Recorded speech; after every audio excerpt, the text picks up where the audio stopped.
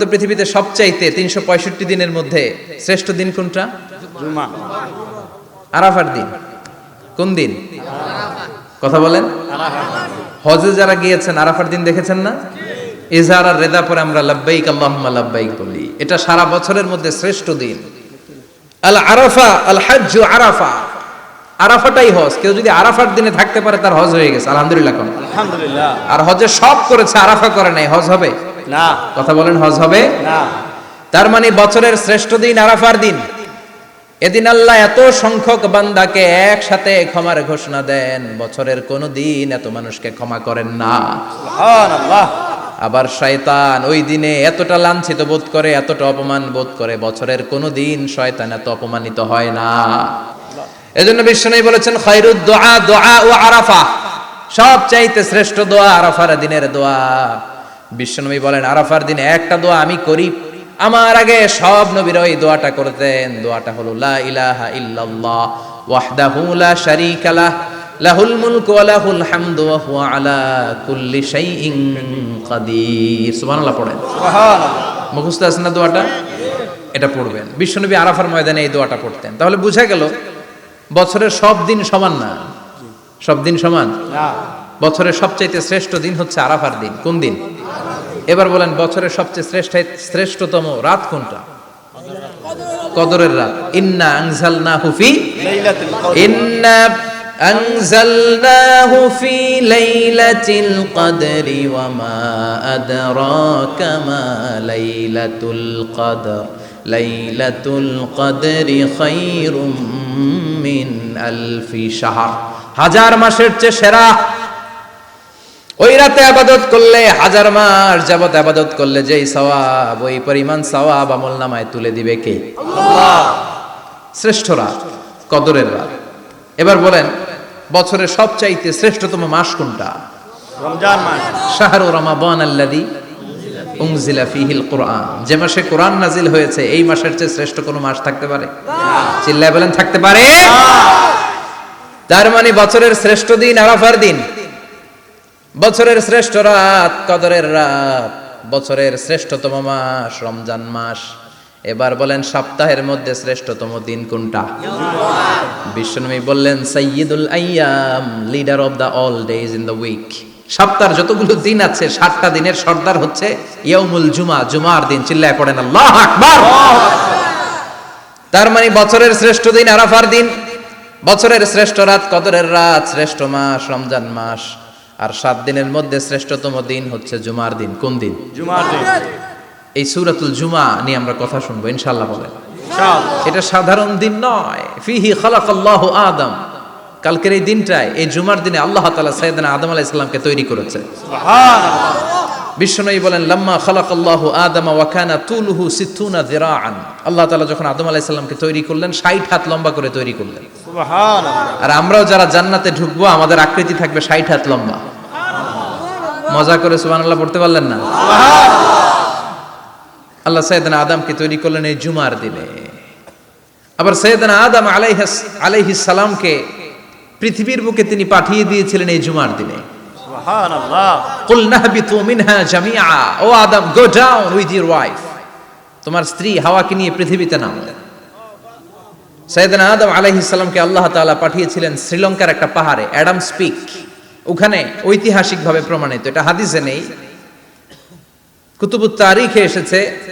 শ্রীলঙ্কা একটা পাহাড় আছে, কলম্বো থেকে অনেক দূর। ওই পাহাড়ের চূড়ায় সাইয়েদনা আদম আলাইহিস সালামের ফুটপ্রিন্ট আছে। ফুটপ্রিন্ট মানে পায়ের ছাপ।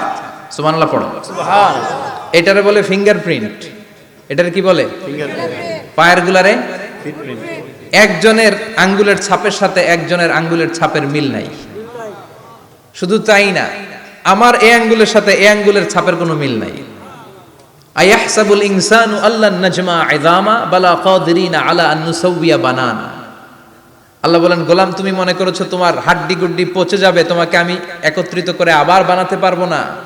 বানানো তো অনেক দূরের কথা, আমি তো তোমার আঙ্গুলের ছাপগুলো সংরক্ষণ করে রেখেছি। চিল্লায় পড়েন আল্লাহু আকবার। 1880 সালে স্যার ফ্রান্সিস গাল্টন নামে একজন বিজ্ঞানী, তিনি আবিষ্কার করেছেন যে আমাদের আঙ্গুলের ছাপগুলো আলাদা, ফিঙ্গারপ্রিন্ট আলাদা। এই 10টা আঙ্গুলের একটার সাথে আরেকটার কোনো মিল নাই। এই পৃথিবীতে যদি 600 কোটি মানুষ হয় তাহলে 6000 কোটি আঙ্গুল, একটা আঙ্গুলের সাথে আরেকটা আঙ্গুলের ছাপের মিল আছে? যারা সিগনেচার দিতে পারে না এরা কি দেয়? টিপসই দেয়। সুবহানাল্লাহ কোন সুবহানাল্লাহ। কি ম্যাজিক আল্লাহ আঙ্গুলে রেখে দিয়েছে, একটা আঙ্গুলের ছাপের সাথে আরেকটা আঙ্গুলের ছাপের মিল নাই। এখন এই বায়োমেট্রিক অথেন্টিকেশনের জন্য অনেক জায়গায় দিতে হয়। ইমিগ্রেশন পাস করবেন, গিভ ইউর ফিঙ্গারপ্রিন্ট। ভিসা করবেন, Schengen visa, European visa, provide your fingerprint first. Canadian এম্বাসিতে গিয়েছিলাম, সব আঙ্গুলের আলাদা আলাদা ফিঙ্গারপ্রিন্ট রেখেছে। এখন এটা অথেন্টিকেশনের জন্য সিকিউরিটি পারপাস খুব গুরুত্বপূর্ণ, কিন্তু 1500 বছর আগে, 1880 মানে কি 200 বছর তো না, 200 বছর আগে বিজ্ঞানীরা আবিষ্কার করলো। 1500 বছর আগে সূরাতুল কিয়ামার ভিতরে ফিঙ্গারপ্রিন্টের কথা বলেছে কে? আল্লাহ। আর পায়েরটারে বলে ফুটপ্রিন্ট। এটা প্রাণীদের ক্ষেত্রে প্রযোজ্য, কারণ প্রাণীদের আঙ্গুল নাই, আছে? ওদের আছে পা। বাঘের কয় পা? কথা কয় না, 4 পা। আচ্ছা, বাঘের হাত কয়টা? হাত নাই, ওদের পা, ফলে ওদের ফুটপ্রিন্ট লাগে। সুন্দরবনে কয়টা বাঘ আছে এটার একটা হিসাব আছে। কি করে বলে, কেমন করে হিসাব করে? বাঘের কাছে যে গুনে, চেহারা তো একরকম, একটারে 3 বার গুনবে। কথা কন, কিভাবে গনে তাহলে? বাঘসুমারি হয় কিভাবে? ফুটপ্রিন্ট, পায়ের ছাপ। একটা বাঘের পায়ের ছাপের সাথে আরেকটা বাঘের পায়ের ছাপের কোনো মিল নাই। আবার কাবা ঘরের পাশে একটা ছোট্ট জায়গা আছে, এই জায়গার মধ্যে রব্বুল আলামিন সব নবীদের পিতা সাইয়েদনা ইব্রাহিম আলাইহিস সালামের ফুটপ্রিন্ট রেখে দিয়েছেন। ওয়াত্তাখিযু মিম মাকামি ইব্রাহিম মুসাল্লা, সাইয়েদনা ইব্রাহিমের দাঁড়ানোর জায়গায় তোমরা নামাজের জায়গা করে নাও। আল্লাহু আকবার। সাইয়েদনা ইব্রাহিম আলাইহিস সালামের পায়ের ছাপ আছে কিন্তু মাকাম ইব্রাহিম। আর সাইয়েদনা আদম আলাইহিস সালামের পায়ের ছাপ আছে অ্যাডামস পিকে, শ্রীলঙ্কার ওই পাহাড়ে। এজন্য কোরআনের রাজ কায়েম হোক, এটা আমাদের স্বপ্ন। আমরা চাই কোরআন দিয়ে দেশের আইন প্রণয়ন হোক, কোরআন দিয়ে দেশের সংসদ ভবন চলুক, কোরআন দিয়ে দেশের বিচারালয়গুলো চলুক। সুপ্রিম কোর্ট থেকে, হাইকোর্ট থেকে যে রায়গুলো আসবে একটাও যাতে কোরআনের সাথে সাংঘর্ষিক না হয়। চিল্লায় বলেন ঠিক কিনা? আল্লাহ এগুলো দেখে যেন আমরা মরতে পারি। আমিন। তুমি তৌফিক দাও। আরো জোরে পড়েন আমিন। রাজা মেহার আদর্শ এতিমখানা ও হাফিজিয়া মাদ্রাসার উদ্যোগে আজকের এই দ্বিতীয় তাফসিরুল কোরআনের মাহফিল। আলহামদুলিল্লাহ, আমরা 3 জন ছেলেকে অফিসিয়ালি পাগড়ি দিয়েছি।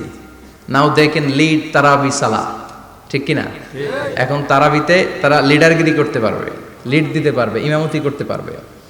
অফিসিয়ালি আমরা এটা দিলাম। গোটা বিশ্বে এখন হাফেজে কোরআনের সংখ্যা 1 কোটি ছাড়িয়ে যাচ্ছে।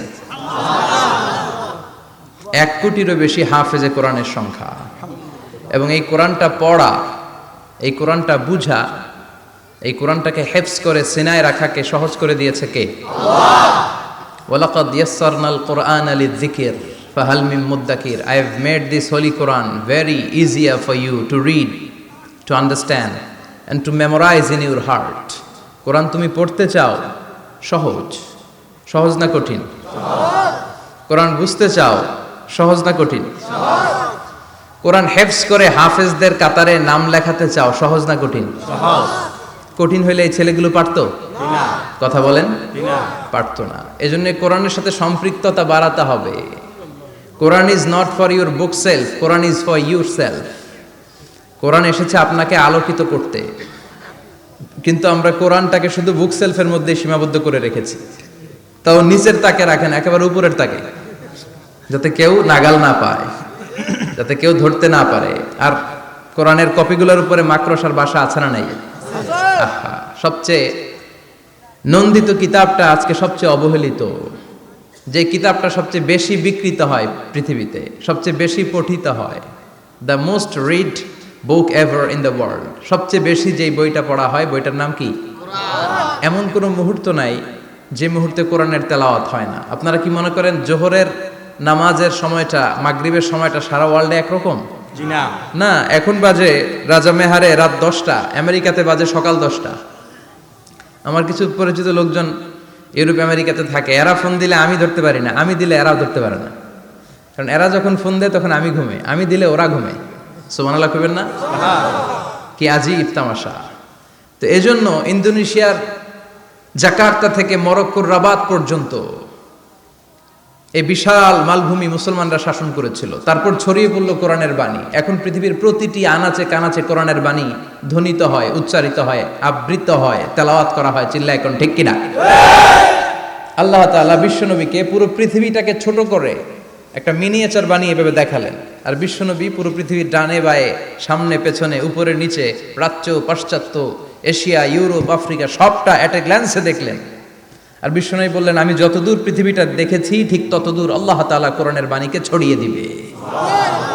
ওয়ালা বাইতা ওয়াবার ওয়ালা মাদার ইল্লা আদখালাহুল্লাহু হাযা দ্বীন। এমন কোন ছনের ঘর থাকবে না, টিনের ঘর থাকবে না, দোচালা ঘর থাকবে না, এমন কোন কন্ডোমিনিয়ামস থাকবে না, এমন কোন টাওয়ার থাকবে না, এমন কোন জঙ্গল থাকবে না, এমন কোন ভূখণ্ড থাকবে না যেই ভূখণ্ডে আল্লাহর কোরআনের তেলাওয়াত উচ্চারিত হবে না। চিল্লায় বলেন ঠিক কিনা?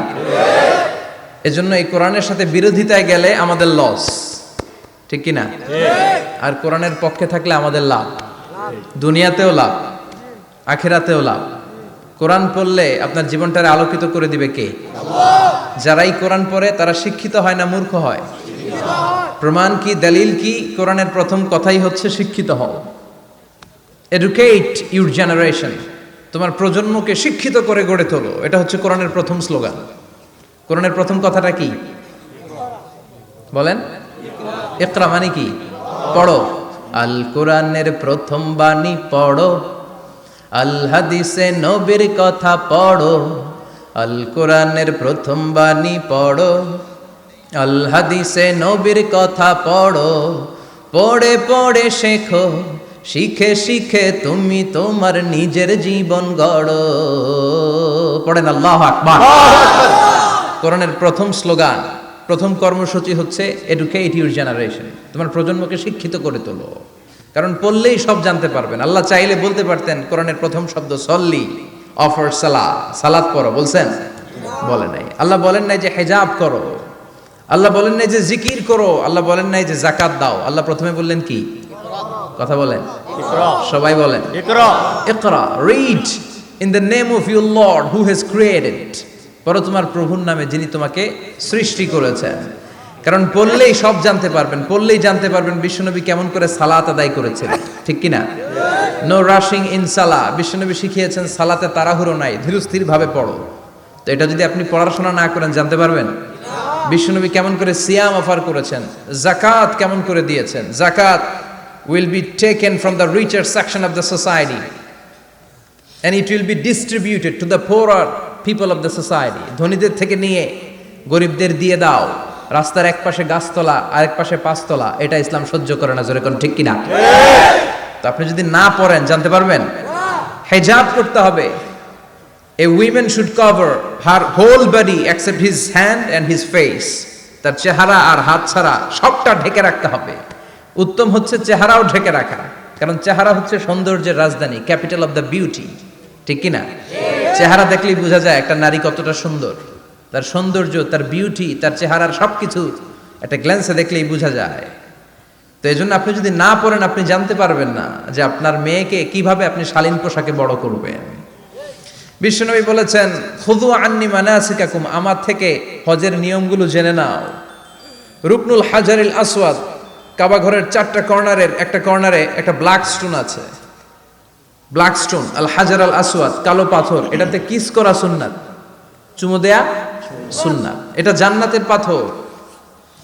নূহ আলাইহিস সালামের বন্যার সময় পাথরটা হারিয়ে যায়, পরে এটাকে জাবালে আবু কুবাইস থেকে এনে আবার সেট করা হয়। এখান থেকে তাওয়াফ শুরু করতে হয়। কিয়ামতের দিন আল্লাহ তাআলা এই হাজারে আসওয়াদ পাথরটাকে একটা মুখ দিবেন, 2টা চোখ দিবেন। কারা কারা এটার মধ্যে চুমু দিছিল কিয়ামতের দিন এই পাথরটা আল্লাহর কাছে দাঁড়িয়ে সাক্ষী দিবে। এখান থেকে তাওয়াফ শুরু। ঘুরে আসবেন, 7টা রাউন্ড দেওয়ার পরে আপনার এক তাওয়াফ হবে। এই যে বিশ্বনবী বললেন, খুযু আন্নি মানাসিকাকুম, আমার কাছ থেকে হজের নিয়মাবলী শিখে নাও। আপনি না পড়লে শিখতে পারবেন? এজন্য কোরআনের স্লোগান হচ্ছে পড়ো, পড়তে পড়তে মরো। বলেন, পড়ো, পড়তে পড়তে। যখন মন খারাপ তখন পড়বেন, যখন মন ভালো তখনও পড়বেন, যখন সুস্থ আছেন তখনও পড়বেন, যখন অসুস্থ তখনও পড়বেন। যখন মরবেন তখনও পড়বেন। কি পড়বেন? লা ইলাহা মুহাম্মাদুর রাসূলুল্লাহ সুবহানাল্লাহ কইবেন না? পড়া ছাড়া এই উম্মতের কোনো গতি আছে? দেখেন, দুনিয়ার কিতাব আল্লাহ শুরু করলেন ইকরা দিয়ে, আখিরাতের কিতাব আল্লাহ শুরু করেছেন ইকরা দিয়ে।